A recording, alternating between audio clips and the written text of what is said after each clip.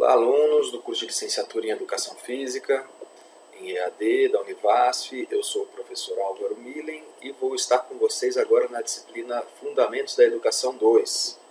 É uma continuidade da disciplina Fundamentos da Educação 1 e nessa disciplina especificamente nós vamos abordar principalmente as teorias de currículo. Essa primeira videoaula do primeiro módulo, vai fazer uma breve introdução a essas teorias de currículo para que vocês conheçam um pouco mais sobre elas. Então, o campo acadêmico do currículo no Brasil, o campo que estuda os grupos de estudiosos que fazem pesquisa com currículo, é um grupo já bem sedimentado. As teorias de currículo já ocupam um espaço de debate no campo acadêmico da educação brasileira. Eu vou mostrar alguns números para vocês terem uma ideia do tamanho desse grupo. Quando eu comecei a estudar currículo em 2006, eu fiz um levantamento e percebi que a gente tinha 147 grupos de pesquisa brasileiros estudando currículo. Agora em 2018, mais ou menos na metade desse ano, eu fiz um segundo levantamento e já encontrei 1.048 grupos. Esse levantamento foi realizado no mesmo local, tanto em 2006 quanto agora em 2018, nos diretórios de grupos de pesquisa do CNPq, principal órgão de fomento à pesquisa no Brasil, que financia as pesquisas. Os grupos de pesquisa sérios, que buscam fomento, que buscam recursos para fazer pesquisa, estão cadastrados lá.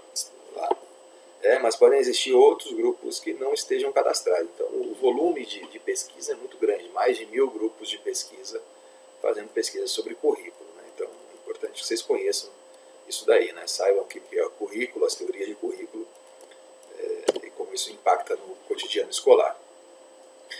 Mais um número, em 2006 a gente tinha 453 dissertações de mestrado e teses de doutorado sobre currículo defendidas no Brasil. Já em 2018 a gente tem 15.397. Eu fiz essa busca no catálogo de teses e dissertações da CAPES, que é o outro órgão de fomento importante que a gente tem no Brasil. Muita pesquisa sobre isso, são pesquisas qualificadas, a nível de mestrado e doutorado. Então é um campo que tem muita coisa para ser falada sobre ele, muita investigação sobre currículo no Brasil. Bom, vamos pensar um pouco sobre o termo currículo, o que significa a palavra currículo.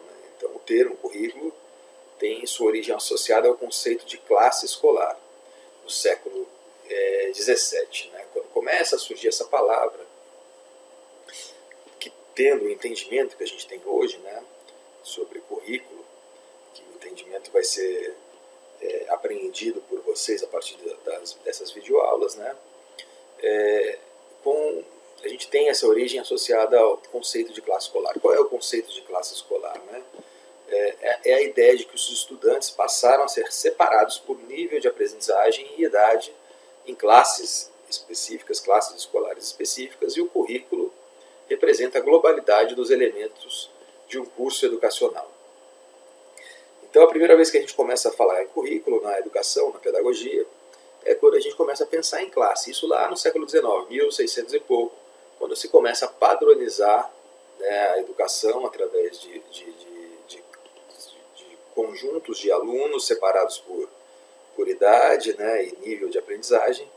Então começaram a se formar essas classes de aluno, que isso posteriormente foi organizar a escola moderna. Mas isso aí é antes da modernidade, lá no século XVII, já começa a aparecer a palavra currículo. E assim, semanticamente, a palavra currículo vem da palavra latina, scurrere. Scurrere significa correr, scurrere, do latim, e se refere a um percurso. Então o currículo sempre vai ter essa ideia do percurso educacional seguido pelo aluno. Qual é a rota? Por onde ele vai passar para poder se formar, para poder adquirir os conhecimentos que o processo educativo vai colocar para ele. Bom, apesar da palavra currículo já existir no campo da educação desde o século XVII, junto com o conceito de classes escolares, somente no século XX, entre o final do século XIX e o início do século XX, lá nos Estados Unidos, é que o campo de pesquisa, né, sobre currículo começa a ser montado. A gente viu que no Brasil hoje, né, em boa parte do mundo, especificamente no Brasil, já é um campo muito grande, né, de pesquisa. Mas esse campo de pesquisa, né, surge nos Estados Unidos na virada do século, principalmente no início do século XX. Né? Então, nesse momento, começaram a fazer pesquisas sobre currículo, para entender o que se ensina, como se ensina, o percurso educacional dos alunos. Né? Então, foi um contexto específico, né? Teve especificidades desse período, desse local, né, que contribuíram para o aparecimento desse campo de pesquisa, que a gente vai estar abordando nessa disciplina. Né? Então, a primeira especificidade foi a institucionalização da educação de massas. Nos Estados Unidos, né, naquele período, já no início do século XX, havia um grande projeto para se institucionalizar a educação para todos. O que no Brasil a gente só vai conseguir efetivar no final do século XX, né, o início do século XXI, mais precisamente, nessa virada. Nos Estados Unidos, quase um século antes, eles já tiveram esse projeto e efetivaram um projeto para educar todos os cidadãos, né? Todas as crianças e jovens na escola recebendo educação. Então, esse projeto de educação de massa, né, um grande projeto, um grande investimento público para se gerar educação, levou a se pensar, né, o caminho educacional. Né? Então, as pessoas começaram a estudar qual seria os melhores caminhos, né? Qual seria a melhor economia para esse projeto, né? Como investir menos para poder se obter mais, já que o projeto era muito grande, o investimento de recursos também muito grande. Né?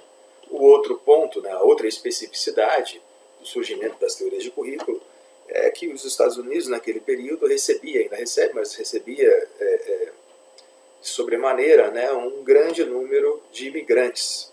Né? E, consequentemente, havia uma preocupação com a manutenção de uma identidade nacional. O que é ser norte-americano e o que seria ser norte-americano naquele período, tendo em vista essa multiplicidade cultural das pessoas que chegavam e imigravam de vários países do mundo, né, e ali faziam aquele caldo cultural. Então, caberia à escola, né, dar essa identidade, por exemplo, com a definição de qual seria a língua oficial, né, a língua matriz daquela população. Né? Então, ali se adotou a língua inglesa, né?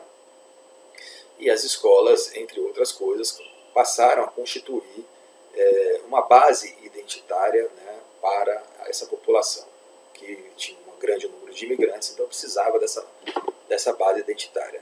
E o terceiro ponto, a terceira especificidade, no que diz respeito às características que propiciaram o início desse campo de investigação, foi o processo de industrialização e urbanização, no qual esse país estava passando no início do século XX. Então, veja que as qualificações profissionais, né, começaram a se alterar, né, e essas demandas para qualificar a população para atuar profissionalmente recaíram sobre a escola. Né? Então, sobre a escola, a gente vai ver aí que no início das teorias de currículo, a grande preocupação era essa: como a escola pode dar conta de qualificar, de formar para o trabalho, de formar para a economia, de favorecer